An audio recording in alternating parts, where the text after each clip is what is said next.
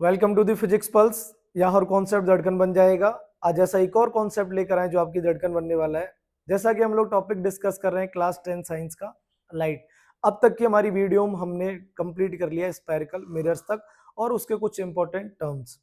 जैसे कि हमने देखा था स्फेरिकल मिरर का पोल क्या होता है, सेंटर ऑफ कर्वेचर क्या होता है, रेडियस ऑफ कर्वेचर क्या होता है, प्रिंसिपल एक्सिस क्या होती है, अपर्चर क्या होता है और concave mirror and convex mirror किस तरह से दिखाई देते हैं और क्या होते हैं।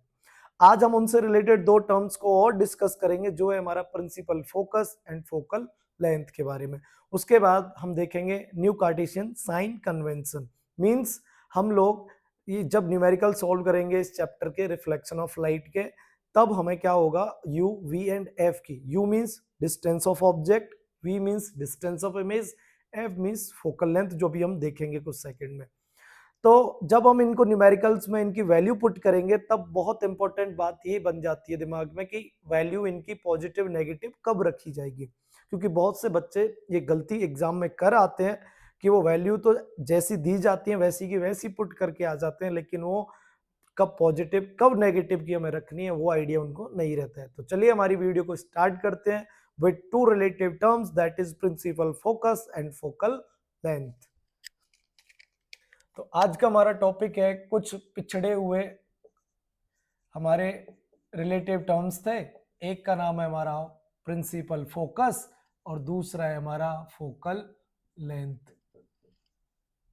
प्रिंसिपल फोकस पढ़ लिया तो फोकल लेंथ तो उसी के साथ का पार्ट है ना, कोई अलग से टर्म नहीं है, लेकिन बस बता देंगे कि एक डिस्टेंस रहेगी जो पोल से फोकस की जो दूरी है वो हमारी क्या बन जाएगी, फोकल लेंथ बन जाएगी। चलिए देखिए अब मैं क्या करता हूं, अभी आगे आने वाले लेक्चर्स के दौरान जो हम मिरर डिस्कस करेंगे वो हमारे स्फेरिकल मिरर्स होंगे। अब स्फेरिकल मिरर्स जो होंगे वो हमने देख लिए दो टाइप के होंगे, एक होगा कॉनकेव और दूसरा जो होगा वो होगा हमारा कॉन्वेक्स। अब दोनों के दोनों ये जो हमारे स्फेरिकल मिरर्स हैं, अब इनके कुछ रिलेटेड टर्म्स आधे तो हमने कंप्लीट कर लिए और ये एक ही मान लीजिए प्रिंसिपल फोकस, ये और हमारा टर्म्स बहुत इंपॉर्टेंट टर्म है जिसको लेकर हमें हमारी रे ऑप्टिक्स कंप्लीट करनी है, रिफ्लेक्शन ऑफ लाइट की। अब देखिए यहां पर प्रिंसिपल फोकस क्या होता है, आपके जो भी पसंद है आप एक स्पेरिकल मिरर को उठा लीजिए। सबसे पहले हमने इस कोन के मिरर को लिया। अब कॉनकेव मिरर, जिन बच्चों ने पिछला लेक्चर देखा है उनको पता है कि कॉनकेव मिरर की क्या पैटर्न या क्या डिजाइन रहने वाली रहती है। ये कहा जाता है कि एक ऐसा कर्व्ड रिफ्लेक्टिंग सरफेस होगा जो कि वो सरफेस इनवर्ड पोजीशन में देखा जाएगा। ये रिफ्लेक्टिंग सरफेस इनवर्ड डायरेक्शन में। बाकी का जो पीछे का एरिया है हम इसको बोल देते हैं ये एक पेंटेड रीजन है, या फिर हम बोल देंगे non reflecting side of that spherical mirror. पिछली वीडियो के दौरान तुम्हें यह भी पता है कि ये जो पॉइंट है इस पॉइंट को क्या बोलेंगे अपन, पोल बोल देंगे। इस पोल से होते हुए एक लाइन निकल कर जाएगी, that line is known as principal axis. ये अभी तक कुछ भी मैंने अलग नहीं किया है, पिछले लेक्चर के दौरान जो हमने पढ़ा है बस वही सारी चीजें अभी मैंने ड्रॉ करी है। ये जो हमारी लाइन है वो इधर उधर थोड़ी बहुत हो सकती है, उसका आइडिया हम अपने आप स्केल से कर लेंगे अपने नोटबुक में। हो सकता है कि बोर्ड पर लाइन थोड़ी तिरछी कभी आगे कभी ऊपर हो सकती है। चलिए ये जो मेरी लाइन है जो पोल से होकर जा रही है, ये और कहा था ये लाइन एक और पॉइंट से होकर जाती है, that point is centre of curvature. ये आ गया हमारा सी। अब क्या होता है यहां पर हमें यह देखना है कि प्रिंसिपल फोकस कहां पर पाया जाएगा। जैसे यहां पोल पाया जा रहा है तो यहां पर सेंटर ऑफ कर्वेचर पाया जा रहा है। अब प्रिंसिपल फोकस के लिए क्या हुआ, कुछ पैरेलल रेज आई जो प्रिंसिपल एक्सिस के पैरेलल थी।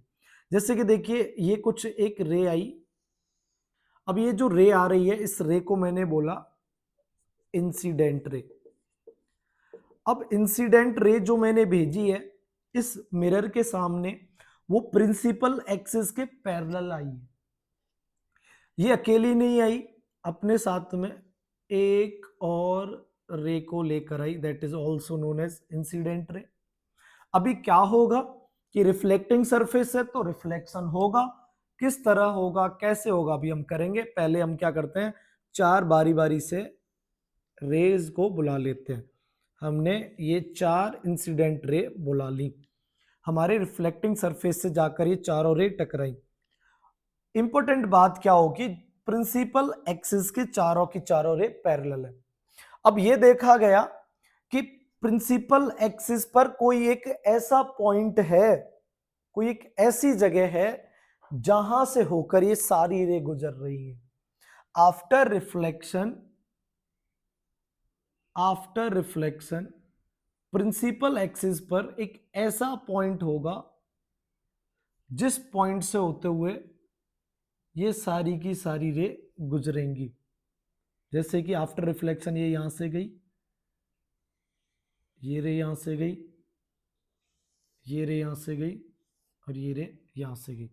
तो ये जो पॉइंट है, जिस पॉइंट पर आप देखोगे सारी की सारी चारों की चारों ray, all rays meet at a same point, और ये पॉइंट हमें कहां मिल रहा है, इस प्रिंसिपल एक्सिस पर। कि जब इंसिडेंट रे प्रिंसिपल एक्सिस के पैरेलल होंगी after reflection meet at a point which is on principal axis and that point is known as principal focus। कहने का मतलब ये है कि यार सारी रे ने एक जगह पर आकर फोकस कर लिया, सारी की सारी रे एक जगह पर आकर इकट्ठी हो गई हैं। और देखो सारी की सारी जो रे आई हैं, जितनी भी हमारी रिफ्लेक्टिंग रेज हैं, ये सब रियल में इस रीजन में एग्जिस्ट कर रही हैं, रियल में यहाँ पर हैं। तो सारी की सारी रियल में मीट भी कर रही है इस पॉइंट पर। तो ये जो फोकस बनता है हमारे कॉनकेव मिरर का, ये रियल फोकस होता है। अभी मैंने रियल फोकस बोला है तो इसका मतलब कहीं ना कहीं वर्चुअल फोकस भी होगा। हाँ, आगे आने वाला जो दूसरा स्पेरिकल मिरर है कॉन्वेक्स, उसमें ये वर्चुअल फोकस भी बन जाता है। रियल एंड वर्चुअल की पहचान मैं पहले ही बता चुका हूं। जब भी मैं एक डार्क लाइन ड्रॉ करूं तो समझ जाओ वो रियल में एग्जिस्ट कर रही हैं, लेकिन मैं जैसे ही शेड बना दूं, डॉट डॉट डॉट बना दूं, तब हम समझ जाएंगे यहाँ पर कोई रे नहीं है। बट रेज को एक्सटेंड कराए किसी भी चीज का पता लगाने के लिए, कभी ऑब्जेक्ट का पता लगा रहे हैं एक्सटेंड करके, कभी इमेज का पता लगा रहे हैं एक्सटेंड करके, तो कभी फोकस का पता लगाएंगे एक्सटेंड करके। तो जब भी हम लोग पता लगाएंगे एक्सटेंड करने से, तो उसको वर्चुअलिटी वाली फॉर्म में, वर्चुअल फॉर्म में हम लोग पुट कर देते हैं। अब देखिए यहां पर आफ्टर रिफ्लेक्शन सारी की सारी इंसिडेंट रे एक पॉइंट से होकर निकली।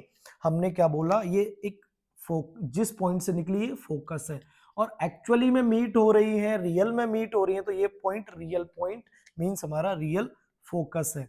तो ये फोकस बन गया किसका, कॉनकेव मिरर का। अब ये जो कॉनकेव मिरर का फोकस बन गया, अब यहां पर इसके द्वारा एक और पॉइंट बनता है कि फोकल लेंथ क्या होगी इस कॉन्वेक्स नहीं, कॉनकेव मिरर का ये फोकस बन गया। अब बात ये और आ जाती है फोकल लेंथ क्या होगी।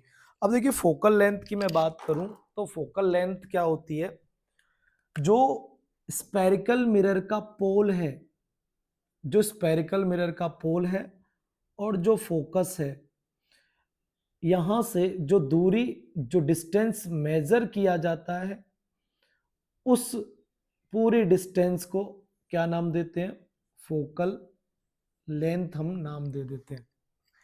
इस फोकल लेंथ को हम डिनोट करेंगे छोटी एफ से। बड़ी एफ फोकस को बताएगी एंड स्मॉल एफ किसको बताएगी, फोकल लेंथ को बताएगी। ये हमारा पॉइंट कॉनकेव मिरर को लेकर कंप्लीट है। किसी ने ये कहा इस बार हमारे पास सर मिरर कॉन्वेक्स है, तो इससे रिलेट हमें फोकस का आइडिया और दे दें कि इस वाले मिरर के द्वारा हमारा प्रिंसिपल फोकस कहाँ होगा। अब देखिए ये कैसे मिरर है, कॉन्वेक्स मिरर है। पहचान क्या है, इसका रिफ्लेक्टिंग सरफेस आउटवर्ड है, अंदर की तरफ कैसा region, painted region, opaque region. और कह सकते हैं कि नॉन रिफ्लेक्टिंग, इतना सारा नहीं लिखते क्योंकि अभी जरूरत पड़ेगी, कुछ रेज को अंदर लाना है, इधर लिख देते हैं कि ये सरफेस कैसा है, नॉन रिफ्लेक्टिंग, जिसका भी हम लोग यूज में नहीं लेंगे। ये हमारा आउटर सरफेस है, जो कर्व्ड पार्ट आउट है वो हमारा कॉन्वेक्स है, जिसमें हमारा जो रिफ्लेक्टिंग पार्ट है इनवर्ड है वो हमारा कॉनकेव है, जिसमें रिफ्लेक्टिंग पार्ट आउटवर्ड है वो हमारा कॉन्वेक्स है। सेम जैसे वहां पर हमने पोल मार्क किया था, हम यहां पर भी पोल मार्क करते हैं। इस पोल से भी यहां पर भी एक रे को निकालते हैं, जैसे ऊपर हमने एक रे निकाली, और वो जो हमारी रे है वो क्या है, हमारी एक प्रिंसिपल एक्सिस। हमने उस रे को क्या नाम दे रखा है, प्रिंसिपल एक्सिस। ये हमारी प्रिंसिपल एक्सिस बन गई। अब हमें पता है कि सेंटर ऑफ कर्वेचर इस साइड में या इस साइड में, सेंटर ऑफ कर्वेचर हमें इस साइड में मिलने वाला है, ये हमारा सी मिल गया। अब इंसिडेंट रे कॉन्वेक्स के लिए यहां से आएंगी या इस डायरेक्शन से आएंगी। बहुत इंपॉर्टेंट बात यही हो जाती है कि ये रट लेते हैं बच्चे कि जो कर्व्ड रीजन है शायद उसी में इंसिडेंट रे आकर पड़ती है। अरे भाई, कर्व्ड रीजन से लेना देना नहीं है, लेना देना तो है रिफ्लेक्टिंग सरफेस से। रिफ्लेक्टिंग सरफेस कौन सा है, इसमें अंदर की तरफ है, इसमें रिफ्लेक्टिंग सरफेस बाहर की तरफ है। तो इंसिडेंट रे किस साइड में आएंगी, इंसिडेंट रे इस लेफ्ट साइड में आएंगी। तो पता है आपको एक बात और पता चल गई, जैसे मैंने बोला इंसिडेंट रे लेफ्ट साइड में आएंगी, तो आप पहले ही पढ़ के आ चुके हो कि जो इंसिडेंट रे होती हैं वो डिफाइन करती हैं ऑब्जेक्ट की प्रेजेंस को। इसका मतलब ये हो गया कि यहां कहीं ऑब्जेक्ट लेफ्ट साइड में है, तो इसके लिए भी ऑब्जेक्ट कहां होगा, लेफ्ट साइड में। तो हमारे इस 10th के सिलेबस के दौरान हम हमारे ऑब्जेक्ट को बिल्कुल भी राइट साइड में लेकर नहीं जाएंगे। मैं रिफ्लेक्टिंग सरफेस को लेकर बोल रहा हूं कि वो लेफ्ट साइड में, लेकिन किसी ने ज्यादा चालाकी करते हुए इस टाइप से बना दिया कॉन्वेक्स मिरर, या इस टाइप से बना दिया कॉनकेव मिरर, तो ऑब्जेक्ट तो इधर रखा जा रहा है राइट साइड में, इसके लिए भी राइट साइड में। और आप कह रहे हो कि सर ये तो डिफाइन हो गया कि हमारा ऑब्जेक्ट सिर्फ लेफ्ट साइड में रखा जाएगा। तो मैं ये कह सकता हूं कि ऑब्जेक्ट मेरा रिफ्लेक्टिंग साइड में रखा जाएगा, तो सारे डाउट क्लियर है। जिधर रिफ्लेक्टिंग सरफेस है मैं उधर ही ऑब्जेक्ट को रख दूं, डाउट क्लियर है, बिल्कुल क्लियर है।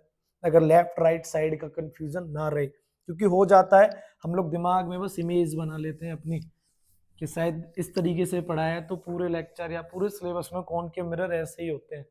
कॉनकेव मिरर ऐसे नहीं होगा, ये तो गलत हो गया। कॉनकेव मिरर भाई इधर मुंह करके नहीं होता सर, इधर मुंह करके होता है, ठीक है ना। तो छोटी छोटी चीजें जो हमारे कंफ्यूजन बनकर बहुत बड़े डाउट बनकर आ जाती हैं, स्टार्टिंग छोटी चीज से होती है लेकिन बहुत बड़ा पहाड़ बन जाता है वो हमारे कंफ्यूजन का। अब मैं चलिए, जैसे मैंने वहां पर इंसिडेंट रे को लेकर आया था, मैं यहां भी इंसिडेंट रे को लेकर आता हूं। एक ये आई, दूसरी ये आई, तीसरी ये आई, ए आई नहीं ये आई।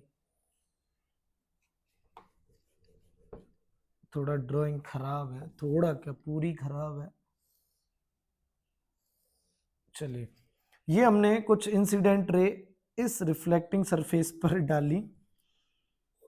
अब पता है क्या है, रिफ्लेक्टिंग सरफेस पर जो भी इंसिडेंट रे आई हैं वो हमारी प्रिंसिपल एक्सिस के सब पैरेलल है। जैसे पहले पैरेलल थी, यहां पर भी सारी की सारी कैसी हैं, पैरेलल। यहां भी पैरेलल, यहां भी पैरेलल। यहां पर क्या होगा, जैसे ही इस रिफ्लेक्टिंग सरफेस से टकराएंगी और ये टकराने के बाद में इस तरफ रिफ्लेक्ट हो जाएगी, ये इस तरफ रिफ्लेक्ट हो जाएगी, ये इस तरफ रिफ्लेक्ट हो जाएगी, ये इस तरफ रिफ्लेक्ट हो जाएगी। मैं कह सकता हूं कि एक सरफेस ने सारी रिफ्लेक्टेड रे को एक जगह लाकर इकट्ठा कर दिया था, और एक ऐसा सरफेस है जो सारी इंसिडेंट रे को या सारी रिफ्लेक्टेड रे को क्या कर रहा है, वो डाइवर्ज कर रहा है। तो यहां से यही कहानी आ जाती है कि कॉनकेव मिरर तो सारी इंसिडेंट रे को एक जगह पर आफ्टर रिफ्लेक्शन फोकस कर रहा है, एक जगह लाकर इकट्ठा कर रहा है। तो मैं कह सकता हूं ये रेज को क्या कर रहा है, कन्वर्ट्स कर रहा है। तो इसीलिए ये कॉनकेव मिरर जो होते हैं वो सारे के सारे क्या और कहलाए जाते हैं? कन्वर्जिंग मिरर भी इनको बोला जा सकता है। वहीं दूसरी तरफ अगर आप देखो ध्यान से, तो ये एक ऐसा रिफ्लेक्टिंग सरफेस है जो इंसिडेंट रे आकर इससे टकरा रही है, आफ्टर रिफ्लेक्शन ये सारी रेज को डाइवर्ज कर रहा है। सब इसने क्या कर दी भाई साहब, सारी की सारी रेस ने डाइवर्ज कर दी। और जब इसने डाइवर्ज कर दी तो ये मिरर कैसा मिरर बन जाएगा? Diverging mirror. जब भी हमें जरूरत होगी कि रेज को हमें फैलाना है तो वहां हम डाइवर्जिंग मिरर का इस्तेमाल करेंगे। जब भी हमें जरूरत होगी कि सारी लाइट रे एक जगह पर आकर फोकस हो जाए, वह कन्वर्जिंग मिरर का इस्तेमाल करेंगे। इसी के डाइवर्जिंग और कन्वर्जिंग नेचर को लेकर इनके यूज बन जाते हैं, वो हम आगे देखेंगे कि डेंटिस्ट इस्तेमाल में लेते हैं कौन से मिरर को, स्ट्रीट लाइट में कौन सा मिरर लगता है, रेयर व्यू में कौन सा हमारा मिरर लगता है, ऑटोमोबाइल्स में, वो हम आगे भी डिस्कस करेंगे। चलिए अब क्या हो रहा है सर, यार फोकस बताओ ना यार, फोकस पर बात चल रही है। अब इधर तो कहीं फोकस मिलने नहीं वाला, वहां तो हमें फोकस मिल गया, हमने बोल दिया एक पॉइंट है प्रिंसिपल एक्सिस पर जहां रियल में वो रेज क्या कर रही है, मीट कर रही है। लेकिन इस तरफ क्या होता है, ये रे एक्सटेंड करी जाती है। अब यार देखो ये थोड़ा डायग्राम तिरछा है, इस वजह से वो पूरी नहीं पहुंचेंगी वहां पर, फिर भी हम कोशिश करते हैं इनको पहुंचाने की। कि ये रे एक्सटेंड करने पे ऐसा लगा यहां से आ रही है, ये एक्सटेंड करने पर यहां से आ रही है, ये एक्सटेंड करने पर यहां से आ रही है, और इसको भी एक्सटेंड करने पर यहां से देखा जा रहा है। मींस एक ऐसा पॉइंट प्रिंसिपल एक्सिस पर कॉन्वेक्स मिरर के लिए, उस पॉइंट से जब हम देखते हैं तो सारी की सारी रिफ्लेक्टिंग रेज डाइवर्ज होती हुई फील होती हैं। एक ऐसा पॉइंट प्रिंसिपल एक्सिस पर जहां से हम देखें कि रिफ्लेक्टिंग रेज का नेचर डाइवर्जिंग लग रहा है। सबको जब हमने एक्सटेंड किया पीछे की तरफ तो वो सारी की सारी रिफ्लेक्टिंग रेज जो डाइवर्ज हो गई थी वो एक पॉइंट पर मिलती हुई सीम्स टू अपीयर। ये बात बड़े ध्यान से याद रखनी है, हियर सीम्स टू अपीयर, मतलब रियल में नहीं है ये रेज। जैसे रियल में रिफ्लेक्टिंग रेज यहां पर है, यहां तो हमने एक्सटेंड किया है, और जब एक्सटेंड किया है तो हमने बोला कि ये रे एक्सटेंड करने पर एक पॉइंट पर मिल रही है। तो ये जो पॉइंट है ना, ये शायद रियल पॉइंट तो नहीं है यार, वर्चुअल पॉइंट है। और जब ये पॉइंट वर्चुअल है तो फिर ये फोकस भी कैसा होगा, वर्चुअल। तो कॉनकेव का फोकस रियल होता है और कॉन्वेक्स का फोकस वर्चुअल होता है। तो ये